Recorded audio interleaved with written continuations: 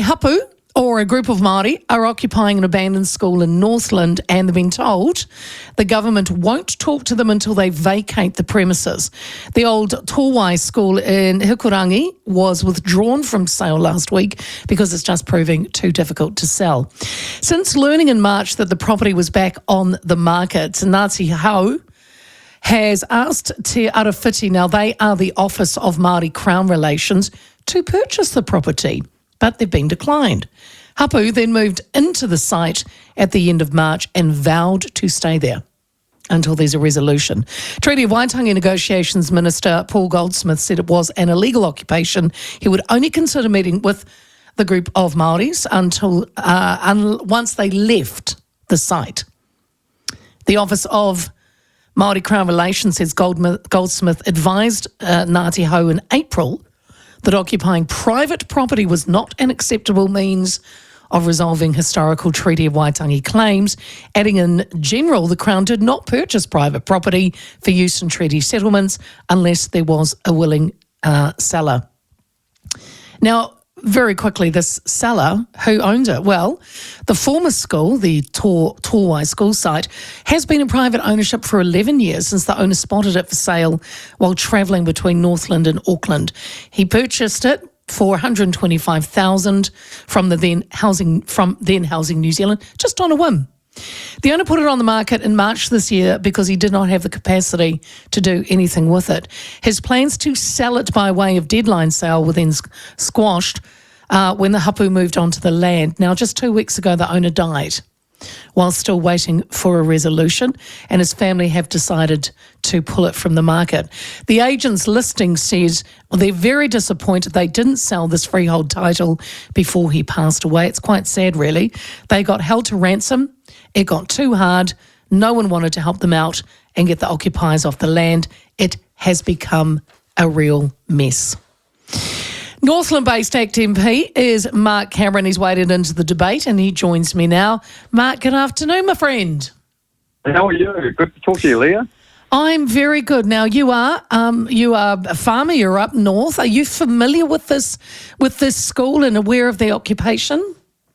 Yes, I am, Leah, and to that point, I think if I could be so candid with our listeners, I think it's a bloody disgrace what's gone on, quite frankly. It's a complete erosion of private property rights, and, I think we would all agree as everyday New Zealanders, that's the one core tenet that separates our little democracy from many other places in the world, is that we protect private property rights, and yet here we go. We see a group of what I would call social belligerents deciding that they're going to occupy private land, and it's an absolute nonsense that we're now in this place, that if certain groups with vested interest, as they see it, can occupy any one person's private land. And I would ask our listeners to reflect on what it might mean for them if this was to happen to them, because it's a disgrace. Mark, have you had any discussions with Paul Goldsmith, as he's the Treaty Minister negotiator, of course? Do you agree with his stance that he won't talk to the squatters until they leave the land? Because you and I know they never will. So what do you think? Yes, Leo, I concur with his rationale. It sets up a difficult precedent. If we start engaging with people that choose to break the law, we give them that opportunity and its credence. Pause for thought, and I don't think it warrants it. These people are illegally squatting on private land. There's a vehicle to be used for what would otherwise be grievances, you might say, and that's the Waitangi Tribunal in this instance.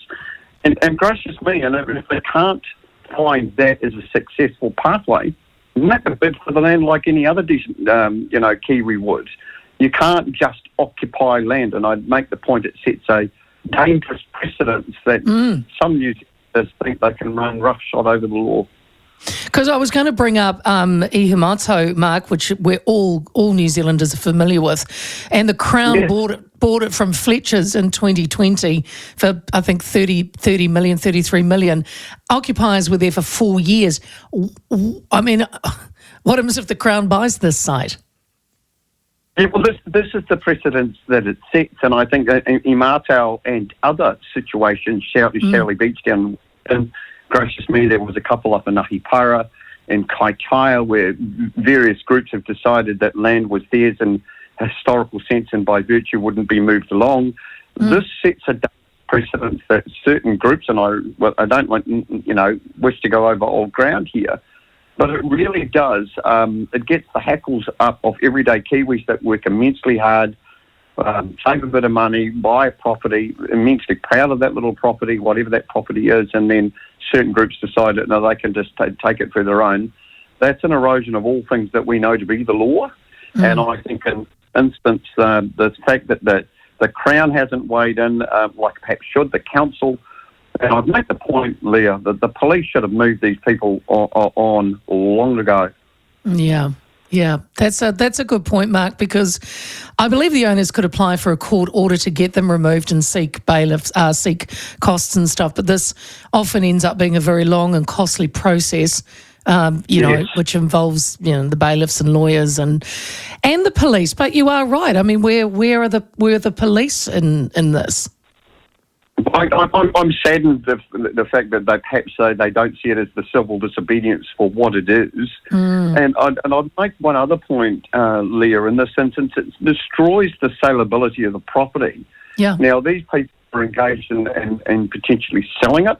I mean, the arguments aside, I mean, that property, as far as I've been made aware, was gifted by the Allen family to the education, what was the education board, way back in the 1920s. So if this is a contested playing field and certain groups want to take ownership of it, again, go to the Waitangi Tribunal. But now it as a potential sale that has fallen through purely because of this, what I call group of almost bandits that have now decided to just occupy someone else's private land and destroy that sale option. Now, I think there's grossly unfair, and I think the police should do their job. And it's not for me to tell them how to do their job, but I think in this instance, civil disobedience should be sorted out, and the police is certainly the right group of people to sort it out. Yeah.